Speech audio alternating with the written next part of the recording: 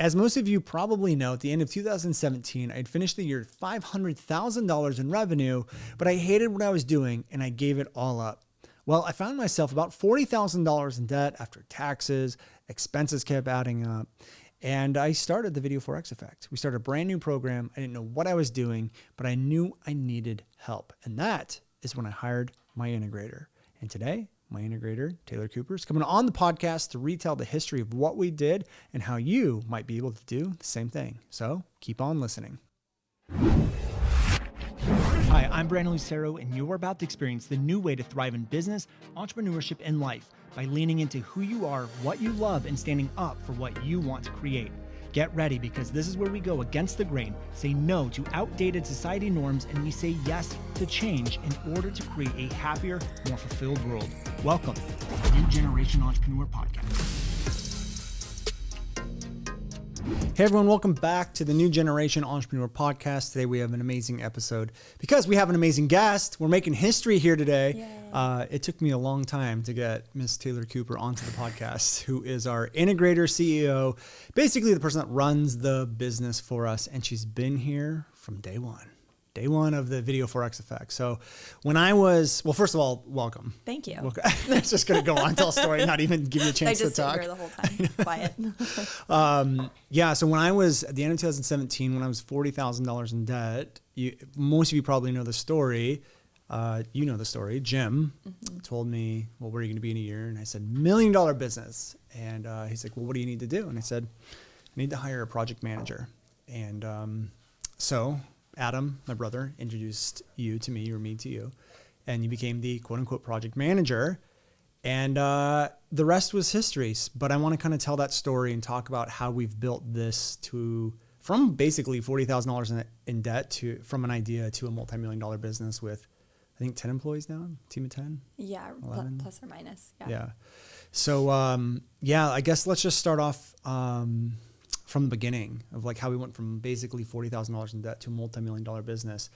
When you came in to the business, I'm going to tell my version of it is basically like, hey, we're going to launch this Video 4X Effect thing. And we did it. But what was your experience like when you first came in? Well, I didn't really know what to expect, really. I just remember during my interview, you basically told me your vision of wanting to help people, and that was kind of the gist of it. Video 4X wasn't even really spoken about in the interview, and you were like, shit's all over the place. I just need someone to make that not a thing anymore. And I was like, okay, I think I can do that. And then day one, it was, okay, so I have this, we're going to launch an online course. It's going to be called the Video 4X Effect. And I was like, okay, yeah, cool. Where's the course? Where can I go kind of consume it and learn about it? You're like, oh, it's in my head.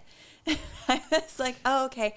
And when are we launching this? And you're like, tomorrow we're going to start sending out emails. And it was just kind of like, I was just telling you earlier, I didn't even know really what a launch meant. Right. And then just the idea of you selling something that hadn't really been created other than what's in your head just was like this whole brand new thing to me. So yeah, because it is such a small little niche. Not a lot of people even know it exists. And we launched it actually on 3 levels, right? Did we do it all? We launched it as a course, the coaching program, in the service. Was it all in the same week or right around? Yeah, it was the coaching program, the course, the Done For You service, and then you were also talking about LVA that week, and you also had the Facebook one, the Facebook video boot camp. So there was a bunch of things. Yeah. Oh my God. Yeah. Okay. Because I don't remember any of that. So that's amazing. So what was that like going into the launch? Because part of the reason why I want to start here is before the episode, you and I kind of broke down different phases and how we would go about building a business or what we went through. And this was phase 1. And I think so many people get hung up on, I need to know the plan. I need to have it details. I need to have the course made. I need to have all of that stuff laid out. And James Wedmore, as you know, is a great mentor to me. And one of the things he talks about inside Business by Design and to his students is, no, you just go and you get started with a beta or whatever. And that's kind of what we did. It was like, we're just going to go sell something that just doesn't exist and create it.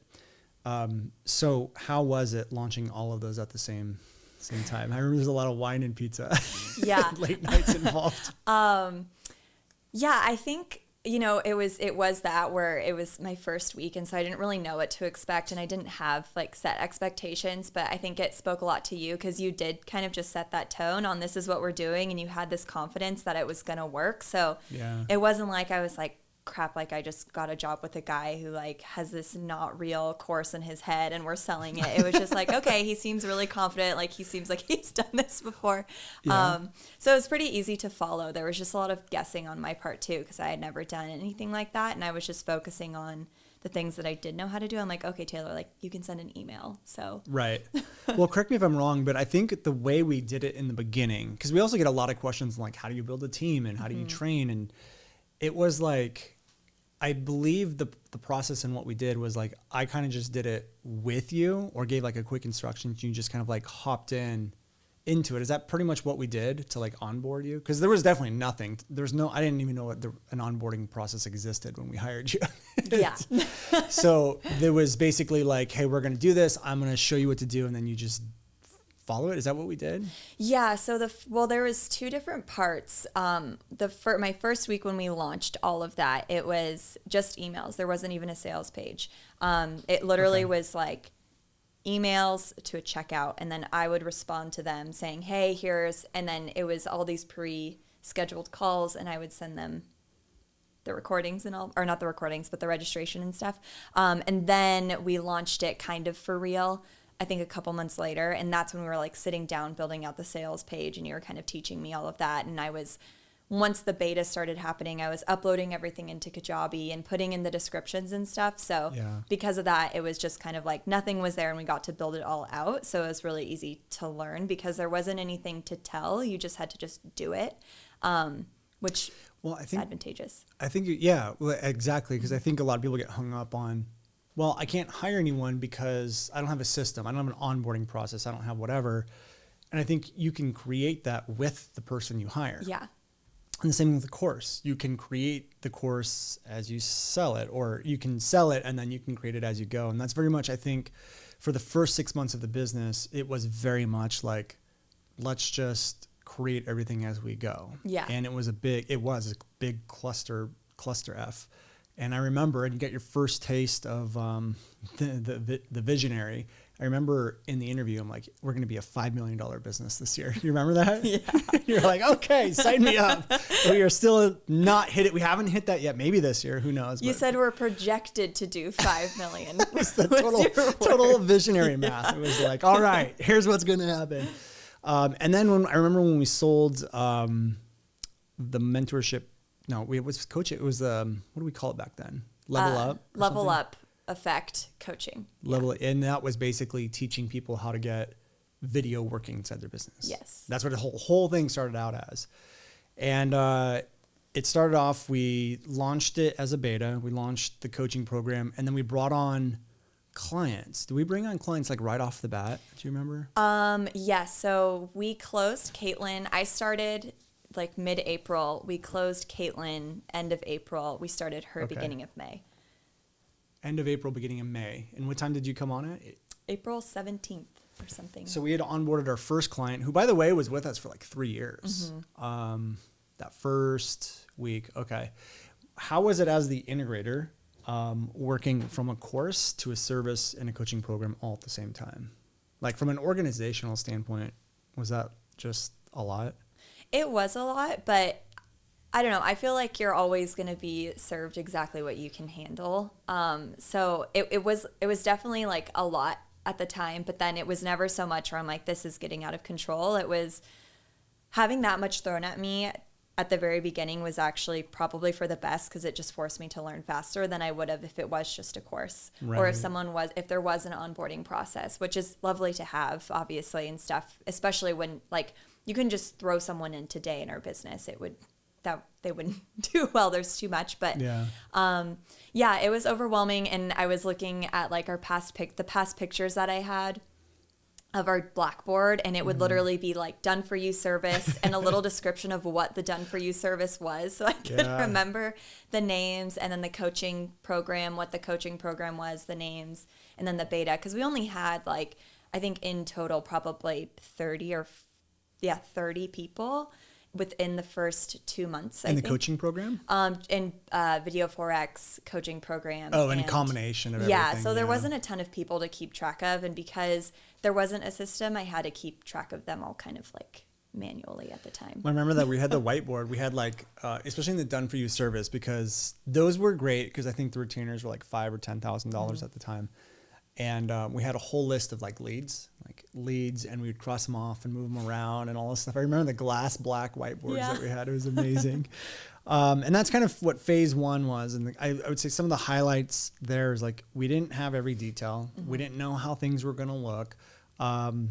There were phases like when you first came home, like, I don't know how I'm going to pay her. But obviously your paychecks always came in. They always came. Because we just did really well with it right off the bat. And we just went and we basically did it. And so phase one, it was fun. A lot of late nights, a lot of wine and pizza. I remember one time didn't we accidentally delete Dropbox?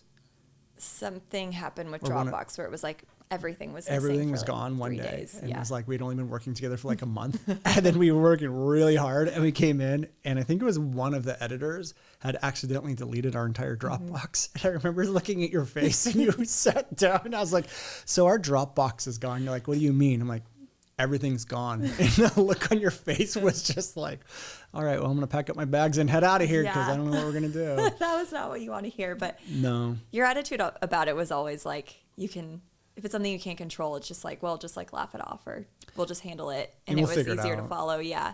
As opposed to being just this like, I think you were making fun of me that day, actually. I was? For what? Yeah, because you like recorded on, of course, your Instagram stories that you're on all the time. And you're like, hey, so our Dropbox got deleted. And I was just like. Yeah. And I got the screenshot of your face. I still have it. Okay. So that's kind of phase one. I think there's a lot of great lessons in there for a lot of new entrepreneurs. As an integrator or someone who runs operations, what would you say to that person who's just starting out and might be a little concerned about like, everything needs to be perfect. I need to get it in the right order. Do you have any advice to those people? Yeah, I think just knowing that, and it's easier said than done. We're just knowing that it's okay to not know everything and it's okay to not have everything in order. I think about it when you're going into an unfamiliar place and you're just looking at it and it's like a mess, which if you're signing up with a brand new entrepreneur, it's likely is going to be messy. And you just think about it like, okay, well, what's a messy room like? You kind of have to make it more messy, familiarize yourself with everything, and then reorganize it. And it just kind of has to get a little bit messier and a little chaotic before it gets better. But just being okay with like not knowing and being comfortable with asking questions and being really comfortable with making mistakes and just, asking your boss or the visionary to be okay with maybe mistakes happening if you're not experienced in something. I think that's the thing that we got really good at was just like being okay making mistakes and just figuring it out as we went along. And I think a lot of people just don't do that. Yeah. Okay, cool. So phase one, a lot of testing it out. Oh, one last question before we move on to the next phase. From a marketing standpoint, do you remember how we launched it? I know like the program, we had an email list already and we just kind of emailed the email list and was like, hey, this beta thing's going on. Here's the price, blah, blah, blah, blah. Did we do that with the coaching program and the service? I feel like we did more. I can't remember. We did emails, and then at that time, I wasn't really a part of ads. I think you made some ads. You did some literally just with your cell phone, talking head, same day, put it up in your Facebook ads manager and started running it. It was nothing fancy. It was literally like, hey, I'm, starting a coaching program. And, you obviously said it more eloquently than that, but It was something like that. Like, you just put it out there. And then we started to move on to phase number 2, which is where we started hiring. So the question I think I want to go to is, when did we know we needed to hire someone? Because that's a question we get asked all the time. Like, when do I know when to hire someone? Do you remember what our thinking was beyond that? Yeah, it was just you needed me to start doing things that I just didn't really have time for. Like I think we had like 4 or 5 clients, or no. Yeah, we had, I think 3 clients because our first hires were in-house editors after me. Right. And it was just like the team overseas that we had at that point, because of what we were doing with the Done For You service, it just wasn't Like the turnaround time was crazy. I think I was waking up at like 1 a.m. and 4 a.m. to give the editors revisions in their time zone because and so it was just like, okay, let's just hire in-house people that we can communicate with on a day-to-day basis. Yeah. And that have a little bit more accessibility to, It's scary. good internet. Yeah. You had never hired anyone before, right? No. And I had only hired you before. So that was it. And we hired Spencer and Jackie. And Jackie's still with us today. And I remember, like, when we hired Jackie, it was, like, very clear. Jackie's only here until she graduates from college. And it's been, like, this countdown. You remember that? Jackie, don't leave us. But it has, like, inside the company, there's this countdown of, like, okay, Jackie's going to leave in, like, 6 months, 4 months, 3 months, 2, like, whatever. And then she's still here. She graduated and she's still here. But we hired them. And I remember the same advice, or not advice, but the thing I told you, we basically told them, was like, Dropbox is a disaster. It's a mess. And I remember telling them, like, asking them, how long is it going to take you to create this video? We give them an example. Mm-hmm. And they're like, I don't remember what they said. Do you remember it was like 15 minutes or 20 minutes or something? It was 2 to 4 hours. Oh, is that okay? Mm-hmm. I was way off. Okay, 2 to 4 hours. And it took them like what, like 10 to 12 or something like that? Yeah, it took them like a day and a half. A day and a half, yeah. And luckily they stayed with us. But it came down to an organizational thing. Like Dropbox was all over the place. And it took them a really long time to do that. Once they came on board, what did it look like for us? Because again, I don't remember any of this stuff. It was like, and when I say what does it look like, did you onboard them? Did we onboard them? I don't think we had an onboarding process. Like getting them integrated into the business, what did that look like? Yeah, the way that I would onboard someone now, they did not get that experience. But again, it also, I feel like when you're that early on, I don't think it has to be perfect because the fact that it's a mess and that there's nothing there, it's kind of like do the best you can to be the support that you can to give them as much information as possible. But it's not like, it's like, here's the system that I need to teach you about. It's here's what this looks like. Here's our Dropbox. Like, let me know what you need and we'll kind of figure it out from there. So there was some onboarding with like explaining here's what a style guide is for our clients and stuff. But we got really lucky. They just kind of like crushed it immediately. Yeah. It got a lot better and it got a lot easier, at least for me. And that's when you're hiring, I feel like that's the point, is the person that's starting to feel strapped is feeling alleviated and can start doing other things. And then those people will push themselves to the best of their ability. But yeah, we got lucky. And I think if you make good hires and you hire for kind of personality and traits, you're going to find someone that can just thrive in the environment that you need them to. So if you're an entrepreneur who is super organized and anal and you already have your systems in place, you're going to want someone that can fit into that. And if you're someone who's disorganized and has different ideas all the time and you want to have someone who can thrive in that environment, that's what you want to look for. So They did well. Yeah, they did really well. And we definitely hired some not so great people as well. And we had to learn that whole thing. Knowing what you know now and looking back, what are some of the things that you look for in the hiring process now? Because you do all the hiring, basically. I just kind of like watched the interviews of the last few people that you now know that you didn't know then, but you feel like may have prevented us hiring some of those people that weren't so great. I think it's not a few things. I think being really clear on what the role is and the expectations and setting those expectations in your job description is super important. So there's no disconnect done. A candidate or a new hire kind of being a runaway train on what they expect the role to be. Right. Having them be excited for exactly what it is and what it could be is really important, and being really clear on the difference on here's what it is today. Here's the expectations. Here's what it could be. Here's what could be looks like. Here's how to get there. Yeah. And so that's my job, and that's what I really learned to get a lot more clear at.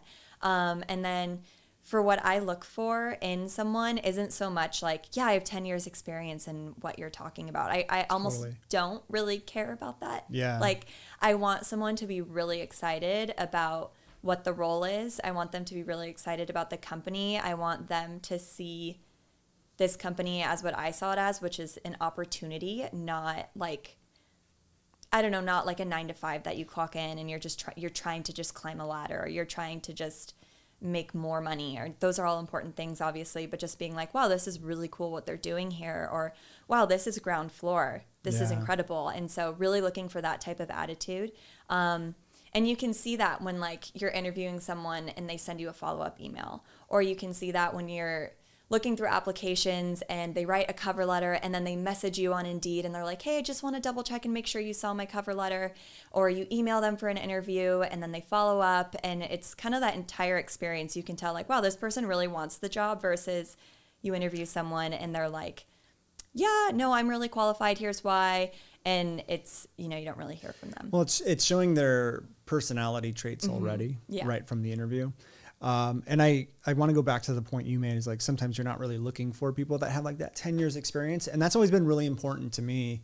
I know that you and I may not have fully agreed on this in the beginning, but to me, it's almost like if someone's been in a certain role for like 10 years, there's a lot of like structure and ways in which they do stuff now that I kind of don't like sometimes, because instead of getting them right on the ground floor and you can just teach them what you need to teach them. Sometimes you have to do a lot of unlearning to those people. Like even copywriters are one that I'm really particular about. Like I'm just really particular about who we hire for copy, because sometimes people that have been in the business for 20 years, you got to unwind some of those things because we don't follow the traditional copywriting processes. It's pretty different and unique.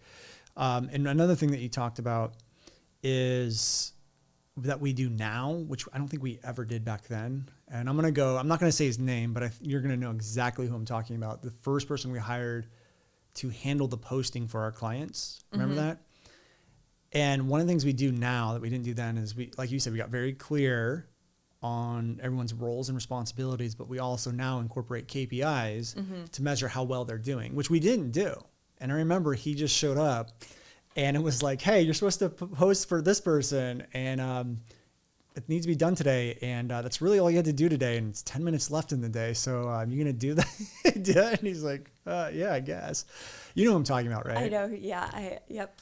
And I feel like had we had KPIs to measure those things, it would have been a very clear, like, no, this is not the right person. Yeah. And I feel like it's important for people who are concerned with hiring and stuff that, don't not hire because you're afraid that you're going to hire the wrong person. Like, make your best judgment. At the end of the day, ultimately, and we were just talking about this in real time with, hires that have been upcoming recently, where it's like, you can do the best you can to vet that person and they can turn out to be terrible. Or they can be amazing, and you're not going to know until it happens. And as long as you did everything you thought you needed, it's either going to work out and it's not. And if it doesn't work out, it's really not the end of the world.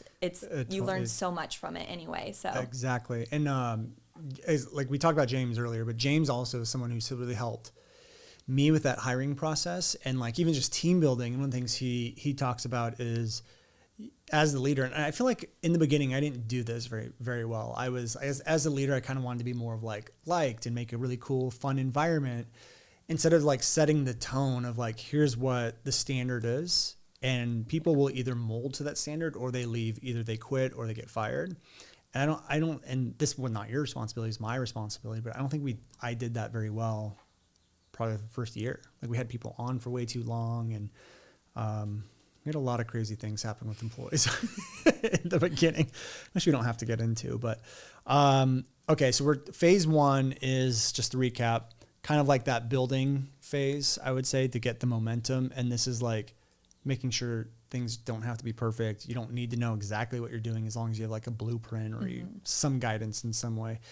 Once you get some momentum, you're going to want to move on to phase number 2, which is the hiring. So when it comes to hiring, we talked about KPIs, responsibilities. You never know who you're going to hire. Like, they could interview amazingly, but be awful. But one of the things we haven't talked about was systems and processes in phase 2. What did we start doing around then to systemize the company? Well, at that time, I think we're talking about within like the first year and a half of being. Probably, I would say like this phase 2 period was probably like right before we expanded into the second office. We had the first office, and we had like, Spencer and Aiden were there, and like some other, like that core unit was there. And I think we were doing mainly most of our revenue was from the agency at that point. Yeah. That I think for systems and processes, that was a couple things, which was creating like regimen. So we started having weekly meetings, and we started kind of having schedules and calendars and certain expectations, and we started really leaning into Asana and creating a systemized workflow, and then also at the time allowing other people to kind of give their input in what they thought worked really well. There's different minds on the team at this point, so there's different perspectives and ideas that one of us may have not thought of. But yeah, we were just really getting into the system. I mean, we were putting out Lord knows how many mini clips between all of our clients, and it was like this well-oiled machine, which is an interesting point because it's like that production end where we were editing the videos was happening so fast and going so well. However, the bottleneck was you were still the one doing all the scripting for the clients. Right. And so it's kind of like, you can create a really wonderful system in one portion of your business, but you can still create a bottleneck. So you always want to remember, like, if you remove yourself from one spot, just like keep trying to remove yourself because that was crazy for you. Well, yeah, I know. I remember crying when do you remember that? Yeah, you came in crying, and I don't think I was like, very nice. No, you were nice. I don't remember you not being nice. I think I was just like, you were like so sad because like I couldn't put my kids down to bed because I was out here working. I'm like, well, it'll be okay. They're not. I don't remember like when I was their age, and I'm like, I shouldn't be saying that. But I remember that. I was like so burnt out. I was just like, oh my God, we're like hiring someone for this role, but then like you said, opens up another role, and that has to take that. Now that was my responsibility, and but I was also stuck. I was stuck in this idea of like I was the only one who could do the scripting. I wasn't living my philosophy of like 70% perfect is perfect because we're there now. Yeah. And I don't know what phase we're technically at now, like inside of our business today, like 4 or 5 according to our list here. But I feel like now is the first time that I'm actually experiencing like not being sucked into new things coming to business. Like we're very good, or you're very good at being able to plug those up with either a system or a new hire or something along those lines. So just know, all you entrepreneurs out there, that you always hear everyone talk about things like freedom and all that stuff, but sometimes you got to work hard to build all that stuff up. And we definitely put in a lot of work that first year. The other thing too is right around that point when we were hiring, I believe we were on pace to be $1 million business. Yes. Is that accurate? And the thing is like we just started using Asana. And I think so many people are like not even at $100,000 a year yet. And they get so caught up on like Asana and beautiful systems and processes. I'm curious, do you think getting that systemized that early in the business is necessary? Or do you think that's a little bit of procrastination for people? I think if I could say the biggest thing I've learned from you and how you operate is just at first just do it. And so if you're someone that operates better, you can just get it done without a system, and you're not putting yourself at risk on not being able to fulfill on it, and you're like, okay, I'm going to launch this beta program. That could be an example. And my goal is getting 30 people. I don't really have a system on how I'm going to fulfill that, but I know I will because I know I want to do this. And kind of to your point, like I'm willing to work hard for it, and I'll build the system as I go. Or if you're someone who can't function on that, then do it the minimum amount possible, just go do it. Yeah. And then, because ultimately I feel like, you can build one out. I've changed systems and how I do things so many times because either our launches will get bigger, or I'll change my mind, or I'll find something better. And I don't know if something's going to work until there's something to run through it anyway. So it's kind of like, just have a business to have it be messy at first and then create the system, because you're going to be changing it all the time anyway. Okay. Yeah. I love that. That was going to be my next question was, what do you think needs to come first? The problem or the system? Like, do you recommend they create systems first before things become a problem? Or do you wait for a problem to occur and then create a system to fix it? I think it's a question of how big's the problem. Yeah. So if it's, ideally, it would be nice to have this system automated process for how to answer certain types of emails and stuff. Is that going to take you away from launching your product because you're going to be up all night coming up with all these templated email responses? that is a problem and that's a nice to have and that's ideal and maybe when you have time? Or is it, I don't really have like a payment process to, make sure that all of my customers are paying me or they're getting onboarded, or I don't have a system to get them registered for all of the calls that they need where they're going to experience and be fulfilled, on the program. So it just depends on what it is. I don't know if people are going to like that answer. But. Okay. Well, I mean, no, if they don't like it, too bad. Stop listening. Okay, great. Also, can you pass the wine? By the way, this is the first interview where we get to have wine on the podcast. Know, so finally fun. interviewing a Justin wino. I know. Justin Winery, if you're listening to this podcast, we would love a sponsorship, please. That would be Feel amazing. free to sponsor us. Or Stag's Leap too. I mean, I'm not gonna push them away.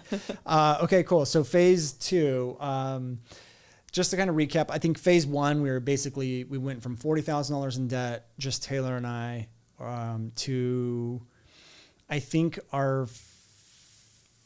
we probably did about, I wish I had our stats up so I can actually give revenue numbers, but I think maybe I should do that. I can't do that.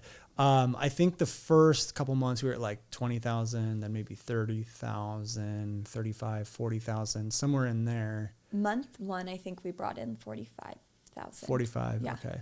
And that's pretty good. Like most people aren't going to start in business at $45,000, but I've been in business for a while. We had an email list, some followers, a lot of that stuff. However, a lot of the agency people, like Caitlin, they didn't follow me at all. It was the content we were putting. We were doing thought reversals. Do you remember that? Yeah. You're doing thought reversal videos and then when we did the thought reversal, they were like, "Oh yeah, that's totally true." And that's why I remember why Caitlin signed up. But I think we were doing, just to be safe, $20,000 to $40,000 a month in phase 1. Phase 2 that's when we started to hire the team, and then we went probably $40,000 months to, on average, I don't know, 60 or 70. Does that make sense? That seem right? I wish I had the numbers in front of us. Yeah, probably like 70, I would say. Something like that. So that'd be putting us on pace to be like $1 million. Because we had up to 6 clients at one point. Yeah, and each one was like roughly 7,000. So that's $42,000 a month recurring. But here's the thing: you guys hear us saying all of these numbers. That is not profit. Like we were doing well revenue wise, but all of it went right back out the window. It was still stressful. Like I would have tax bills and all this stuff. I didn't really have a lot left over at the end of the day. But we started to move into phase 3, which is what you were calling like the redo period. So explain that. What is that? Well, so we obviously at this point now had the Video 4X effect. And the Video 4X effect was something that wasn't going anywhere. So it's past the point of, do we have like a proven product? We do. People love it. People are experiencing success with it. So now it's kind of, how can we get this to more people? How can we make this better? Because we created the beta. I don't know if you remember, but you were out of town in Mexico. So you had me do one of the beta calls for the Video 4X. I did? Yes. What? Yeah. So that you had redone the course to not the beta calls, to not me as the person doing some of the calls. I don't even remember being in Mexico. Yeah, you were in Mexico with Marley and Jacqueline. I do remember that. And it was about like systems or something. So it was something I could talk about, obviously. But yeah, so we had created the actual course where you're recording videos and past beta. And now it's, how can we get this to more people? How can we fulfill on this better? Should we should we bring in affiliates to help us launch this? It's more confidence in the actual product itself, so you can kind of push the edges of launching it again. That isn't like an email blast or Brandon doing just a talking head with his cell phone, because this is the first time we've ever done it. It's, let's film some ads. We have a video editors and videographers here. Let's put some more money behind this. Well, we redid the course. If I remember correctly, that was October of 2018. So we got to phase 3 probably within 8 months. And the only way we've launched the Video 4X, I think, was from email blast. Then we did a webinar launch in like August, maybe? Yes. And all we sold in that one was the recordings of the beta. And I think we did about 50,000. And then now we're gearing up for our next, like this is what you were just saying, the redo phase, where we we're launching it, and we did a video series, I think. Yeah. And affiliates. What?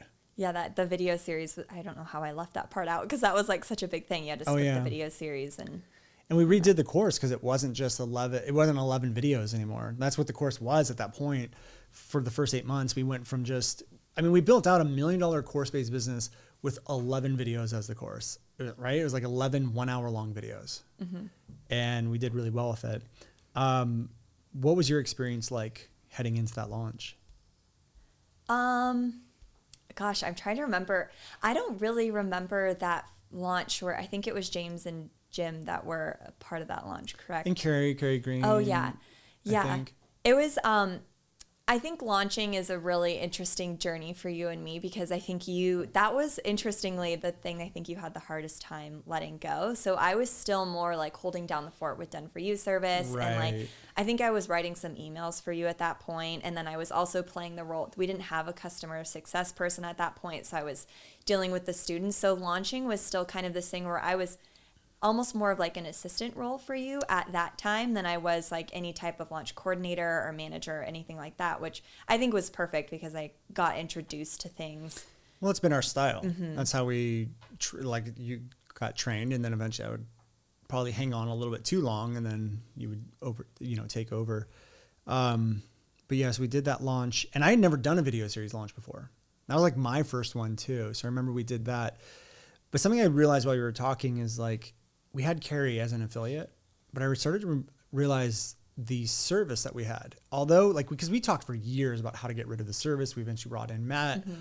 I think everyone who touched the agency was just kind of like, get this off of my plate, including Matt. Right, Matt? Yeah.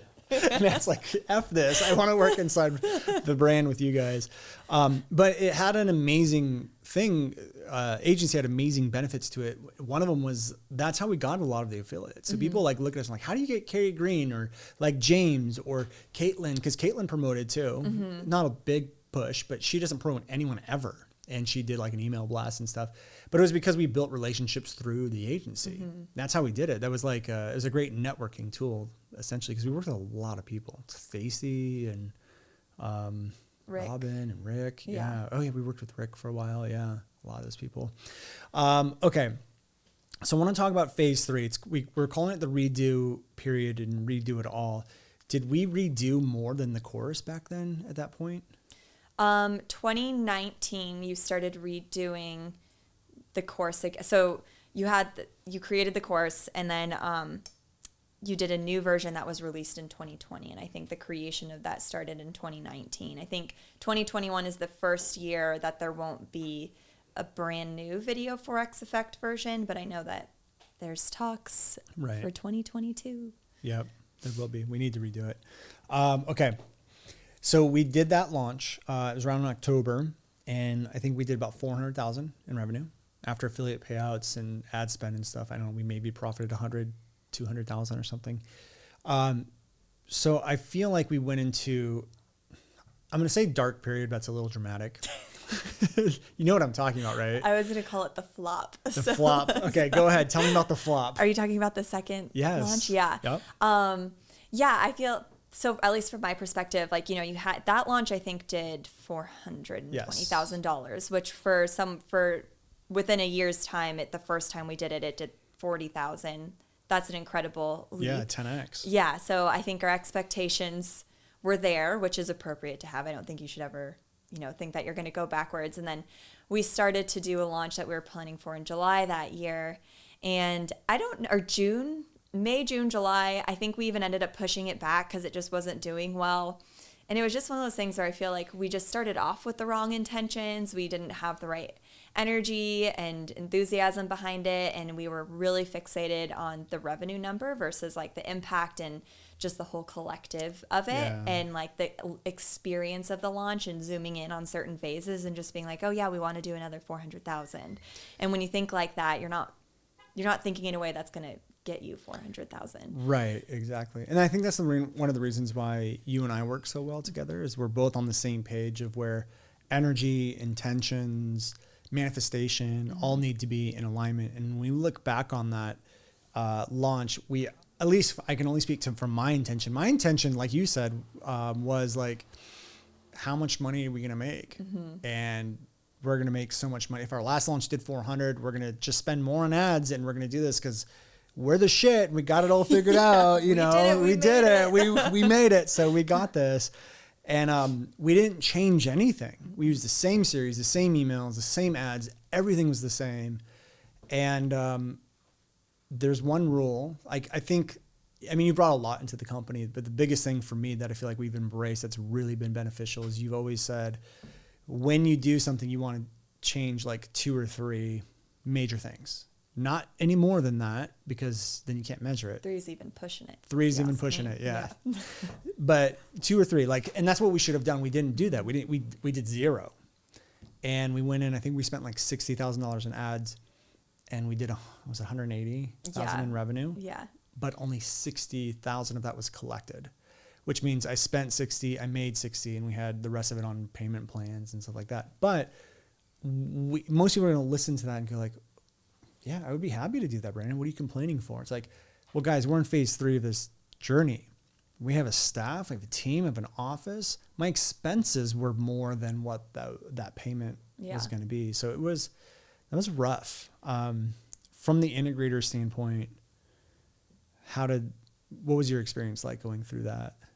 Because I don't think we even talked about it. Both of us, I feel like we kind of just swept it underneath the rug. Let's pretend that didn't happen. Yeah, and let's just move on. But we never talked about it, so let's talk about it. How were you feeling? I'm trying to like even go back. That was a couple years ago.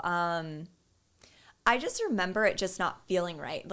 And that's not super like from the beginning? Constructive. Yeah, it just, in the beginning, it felt, these are like harsh words, but it felt like maybe lazy and almost selfish isn't the right word, but the thing of how much money are we going to make? Great, that much. That's not like a giving or impactful idea. Right. And so that's not an idea that's going to make either of us actually excited. It's just something we think we want, but ultimately that's like a result of it all. Obviously we want to have money in the business and stuff. And then also the angle that we were coming at was out of an angle of like need for us, I think, in the company, and not an angle of, this is for the Video 4X effect. Like, this is for the students, and this is something super exciting, and let's see how far we can stretch ourselves. And then it just followed suit. Like, you know, we were looking at the ads and they were converting, and it was super expensive, and we were just kind of like scrapping for things. And it was a lesson learned on definitely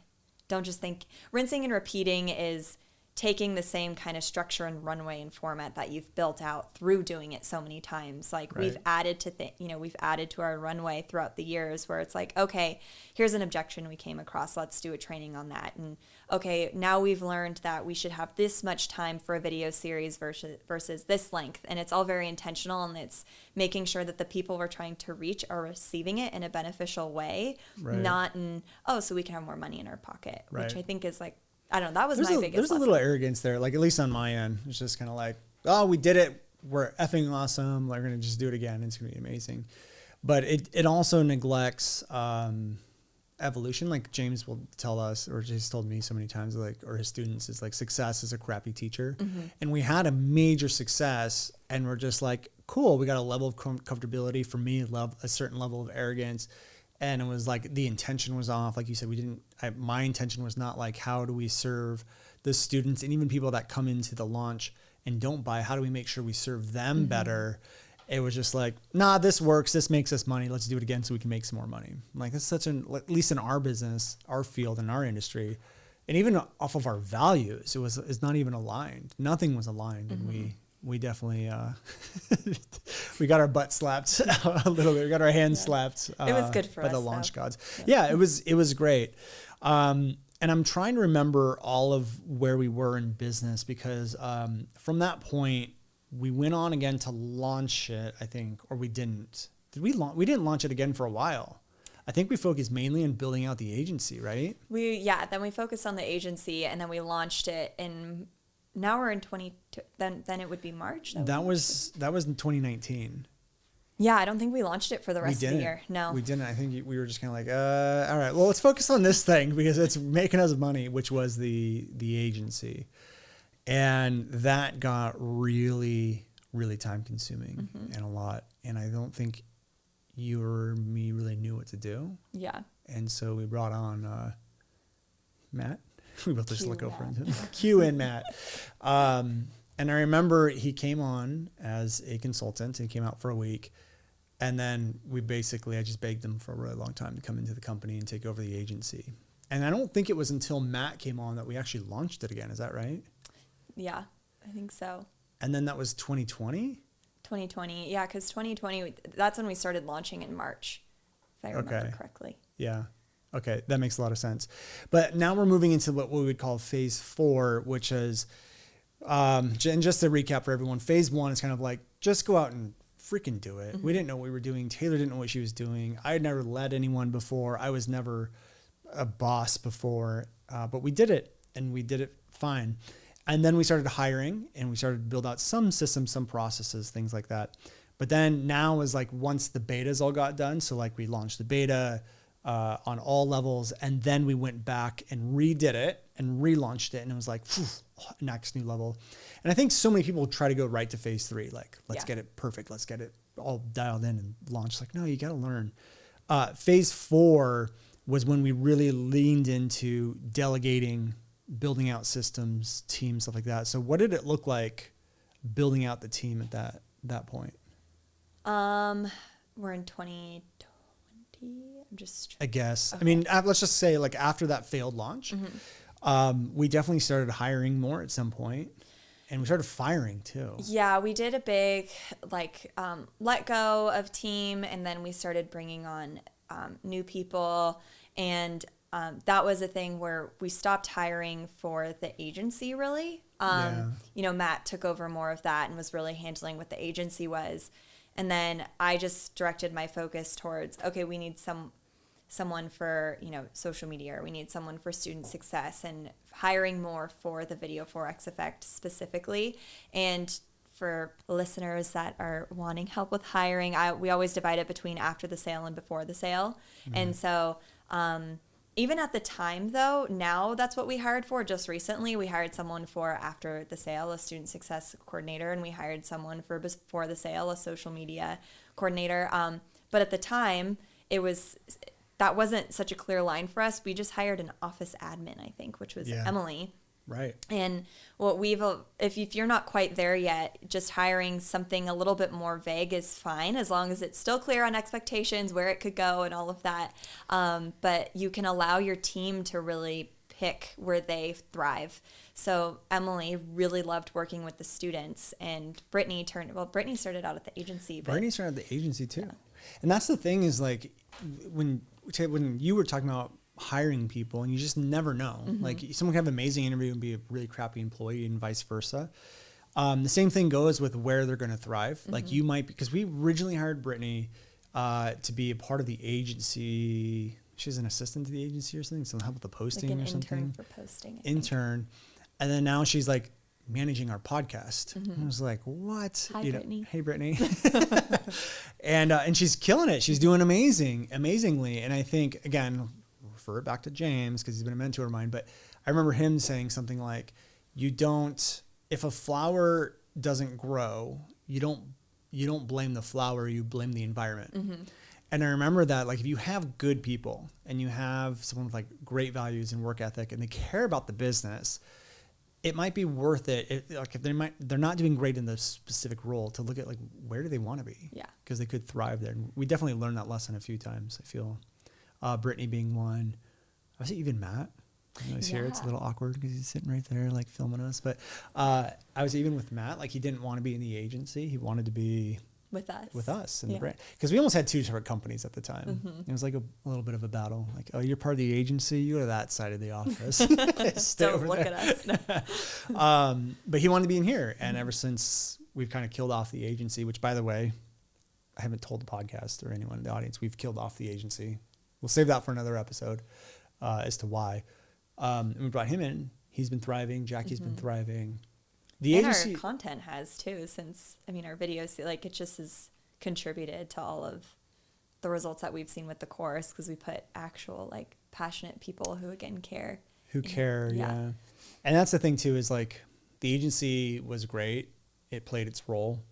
But I feel like when you, me, Matt, and other people are talking about like, if the agency doesn't do X, Y, and Z by X, Y, and Z, even time-wise, like if I'm spending more than 10 hours in the agency by this date, then we need to like kill it. Mm-hmm. But we've had that conversation for like 2 years. And I was like, we can't keep like saying, okay, well now, because it lasted a long time. But now what we're doing is we're taking 100% of our resources and putting into our own brand. And it's been amazing.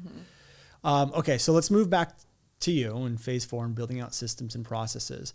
I think we've covered a lot of great lessons, mm-hmm. but where I want to go now is where we're at today, because I feel like the beginning of 2021 to where we are now, it's like night and day. Yeah. I feel like you've stepped up into like godly integrator roles. Oh my gosh, tell you. It's like so good. I have such big shoes to fill, and they're like my own shoes that you people are like, oh, Taylor, Brandon speaks so highly of you. But it's so, I mean, you're kicking butt. There's no denying that. So where you're at now, what's been the biggest difference in how what's happened for you inside the company for you to basically run this thing? Because I'm not running it anymore. Mm-hmm. I can officially say like you're running all of it. What do you think happened from 2020 to 2021 for that to happen? Definitely more confidence, that just for me and what I need is just experience. Like I don't love talking on things that I don't have experience in, and I don't love voicing my opinion on things that I'm not certain or have a reason other than like my gut or my opinion, which you've never like, even if it was my opinion or gut, like you would never bosh that. But I think it's just with me kind of going through launches and being given more responsibilities, I'm really aware of like mistakes and things that I have or didn't do, even if no one else noticed them or they did notice them. And that's an area of opportunity. Okay, for next time I need to remember to do that. And it's just being more involved in everything has just given me, I would say the difference is really just confidence, really. How do you get the confidence? Just by pushing through, being uncomfortable and like nervous about things. And like I kind of could be a perfectionist at times, and it was like, you know what, like I don't have the time to be a perfectionist right now, especially in the middle of a launch. It's like this just has to get done, and it's gonna, and then you find out, okay, it got done and it wasn't perfect, but it totally worked out and it was fine and no one even noticed. Or Brandon saw it and thought it was amazing, and to me I'm like, this is hideous. Like you're like, wow, this is so cool. Usually the things that look amazing, you're like, this is hideous. So yeah, just like doing it and then it working out. And I think for me that's like probably that's everyone's fears, right? What if I do it and it doesn't work out? And I've done it, and small things maybe don't work out, but in the grand scheme of things, it always ends up being okay and working out. So, and then me letting go of things too, and just knowing that my team and the people that work on the team are really good at what they know how to do, and letting them do their thing and have their opinions and stuff is super helpful. So like definitely having really strong people around you as well. Strong people, and I think the ability to let go has been huge for us, because that has been the biggest thing. Is I feel like it got to a point, I think in 2020 when I was suffocating you, I think a little bit, because you had this role of integrator and operations, and like you wanted to run the launches, and we did a $900,000 launch in 2020, and I remember we like talked afterwards, and you were like, yeah, you're not letting me, not in these terms, but for lack of a better description, I guess, you said, you're not giving me the reins. Like you're still micromanaging and doing all of that stuff. So I had to let go, but then in turn, I don't know, tell me if this is wrong, but I feel like me being able to let go was kind of like almost showing you that you're going to have to do the same thing eventually too. Yeah. So I feel like the things that I'm having to do with you, you're eventually going to have to do with the other team members as well. Was that hard to do? Like no, not anymore. Not after our last launch. Was it because you had to let go out of necessity? It was just because because our last launch was the first time where it was like we had so many affiliates, and we had, a brand new video series and all these different things. And it was, the launch before that when we did I think that was the 900,000 one. I was doing a lot of it and like doing a lot of the day-to-day and stuff, but this one, and then even helping out with like the runway. But this one was, you were, and that's to everyone's credit, you were just kind of showing up for your lives and your trainings and really being able to operate in your expertise. But for me, it was like, we didn't have certain roles that we needed. And so I was kind of filling the roles that we needed to have. And so it was just like that launch, I had to do so many things because there was no one to do it. And now I'm at the point where I'm like, I just don't ever want to do that role again, that I can let it go. Right. Yeah. So yeah, it was just, but that's also because I know how to guide someone to do it because I did do it, which is super important. So it's like, I can let it go because I know how to show someone how to do it. Right. I'm curious. Do you think like imagine we're, I don't know, $20 million business now. Do you think that will always be the case? Like you're going to want to have to do something first before giving it out to someone else? Or is that just the nature of where the business is at now? I think it's just the nature of where the business is at now. And I think eventually, like, for example, like I don't ever concern myself with how Matt does things because I've never done it before. And it's just not even in my like zone of even, I don't know how to set this up. Right, so yeah. I don't ever think about it. So if the company keeps growing as it's growing, there's just going to be facets of the business where I don't. Yeah, I think it's kind of interesting. I'm just realizing this now as we talk. It feels like I feel like Matt's the only person that we've hired purely because of experience. Like he came in because he had experience and a wonderful personality and an amazing cute personality dog. And he's kind of cute, So he's nice to look at for he's you. Nice he's the eye candy for me. So, anyways, I got awkward fast. But anyways, he was the only person. But I feel like as the company grows, there's going to have to be a little bit more hiring for experience. Mm-hmm. I would imagine, but it's just also hard because we've done so well hiring because of values and traits and then training people, which is how you were trained, and Brittany and Julie, who's here now, and even Ashley, who's now here, everyone basically, and Jackie, all of them. So that's just, I don't know. It's just a realization that popped into my head right now. Okay. So a couple of things I want to talk about before we wrap everything up. You and I work together really well, and it feels like to me, you're like a little sister. It like feels like you're like, that's just how well we get along. And it's just kind of like, you hopped right in. It was like, oh, there you are. There's the second half in the business that I've needed for a really long period of time. Now being an integrator, working with a visionary for 3 years, how do you think visionary and integrators need to work in order to be successful? Because there's probably a lot of visionaries that are out there like, how do I find my integrator? Like, what do you think is important for that relationship to last and to thrive? I was just talking to, I think, Rachel about this, Rachel Duffy, and her and I were kind of like talking about how you kind of have to like each other. Like you have to really like each other's company and, obviously be in alignment with core values, and there does have to be a difference. Like I don't ever want to be an entrepreneur ever. Yeah. Like I like following your direction. I like implementing it. I like having ideas, but I don't ever want to be an entrepreneur, and I don't have that mindset. And I think if you hired an integrator who did want to be an entrepreneur, that would cause some clash, right. Or more than maybe that we would have. So I think having a genuine liking to be around each other and talking to each other is really important, and definitely an alignment of vision.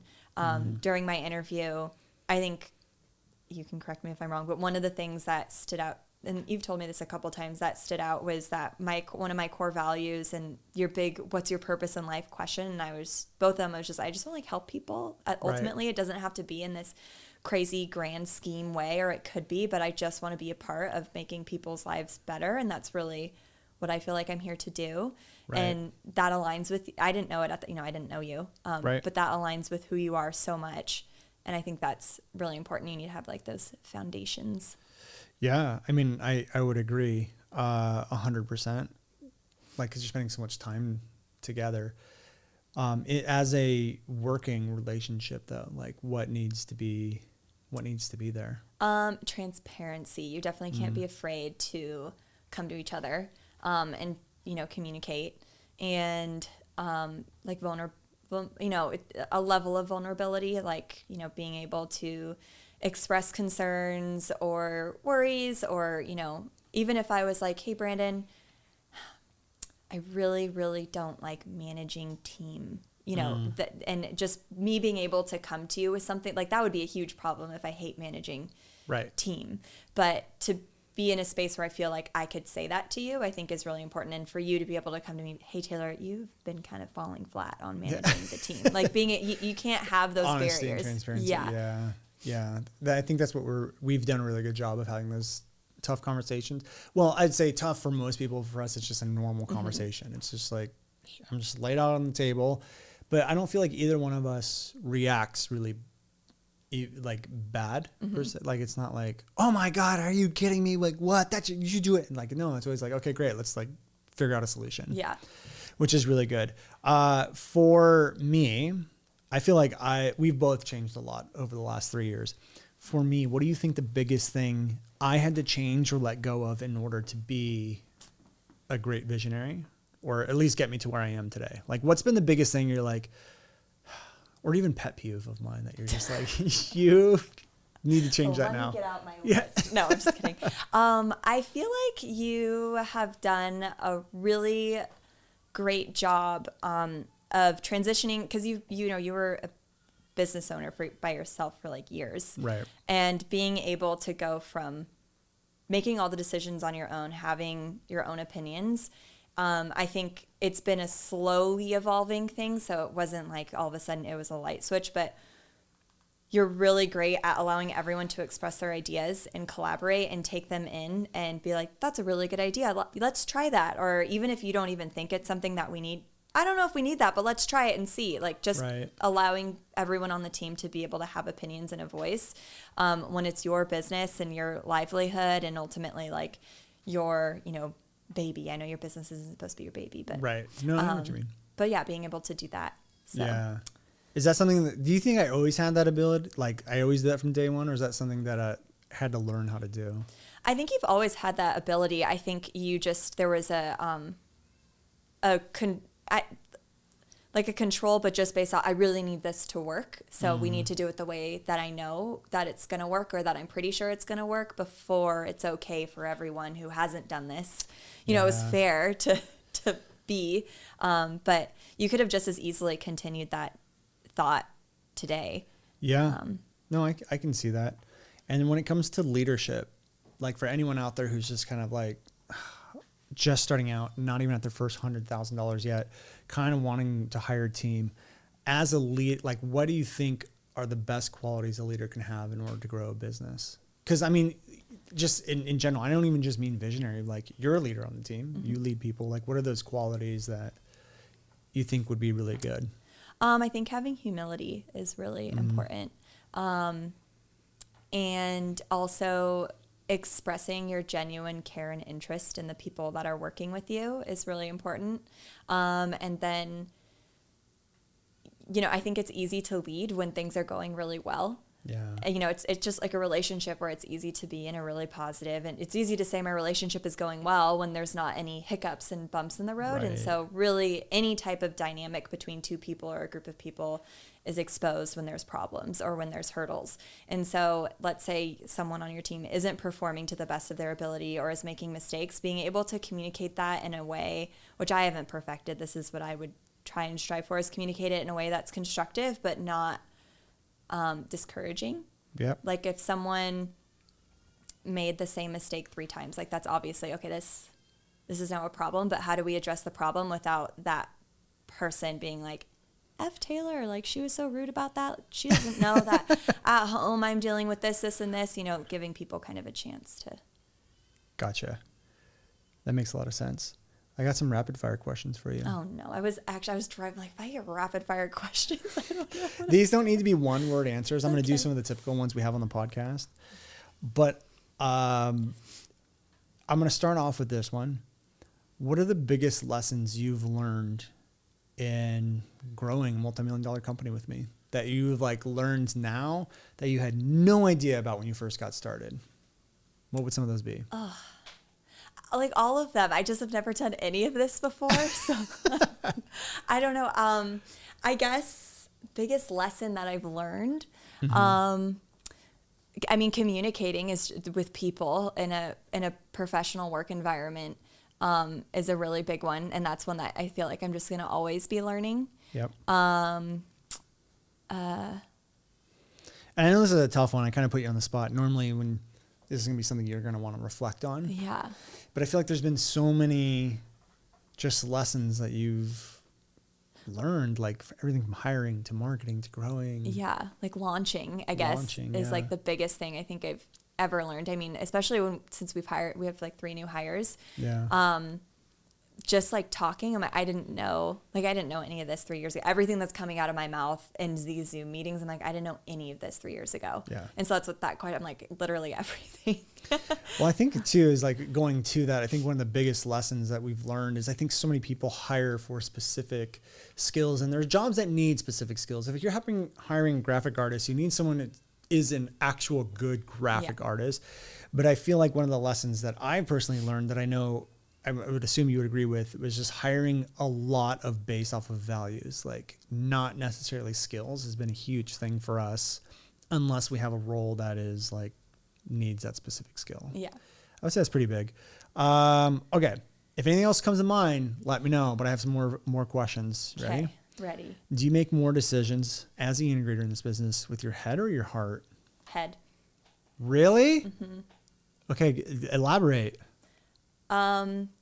Well, it's just by nature, like when, okay, these people need 30-day reviews. How should I, structure out their review process, or when should I put this meeting on the calendar, or when does this email campaign need to launch? And it's all like, I don't know, I feel like everything's kind of preset. Like we have a launch date and then we have a revenue goal and I just work backwards.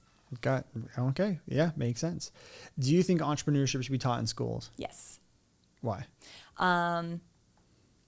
Lots of reasons.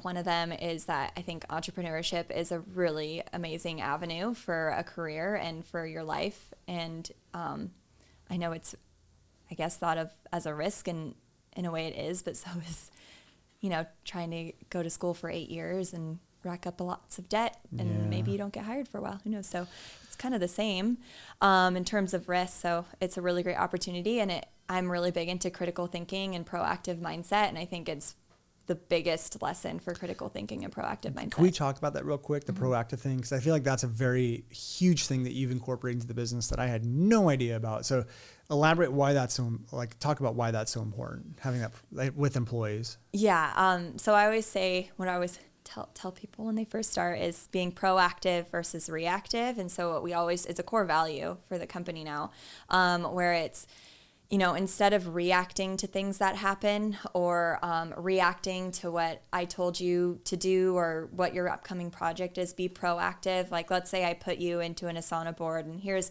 just what we have, and here's how to do it. If you see a better way to do it, or if you see a way that is going to possibly cause a hiccup later, deal with it or do it, or, and that'll be absolutely rewarded and embraced and all of that. And not only when you see it, think of that. Like, you should always be thinking, like, how can I make this better for next time?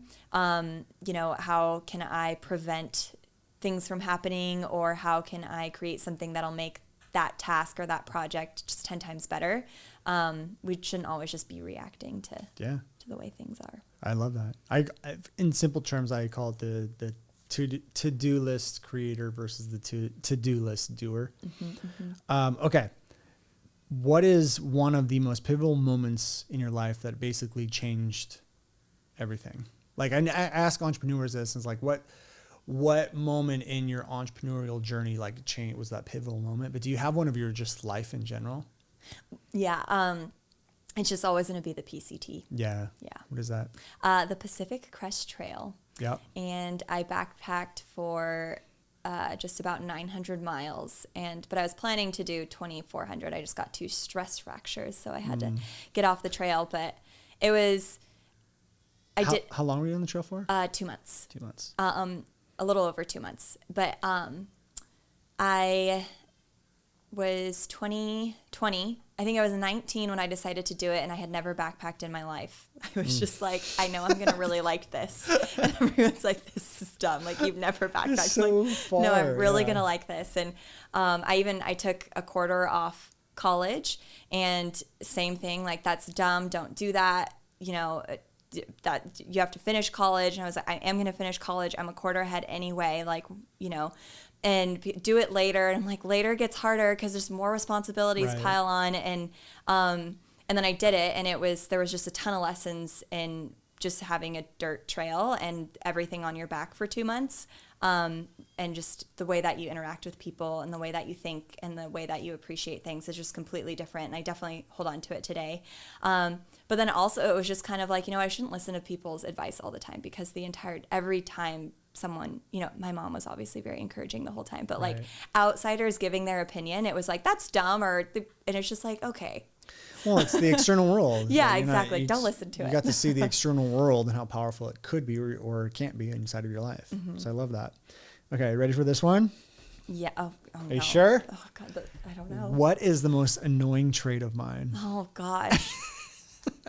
I know what it is, because I deal with it all the time. It's what is it?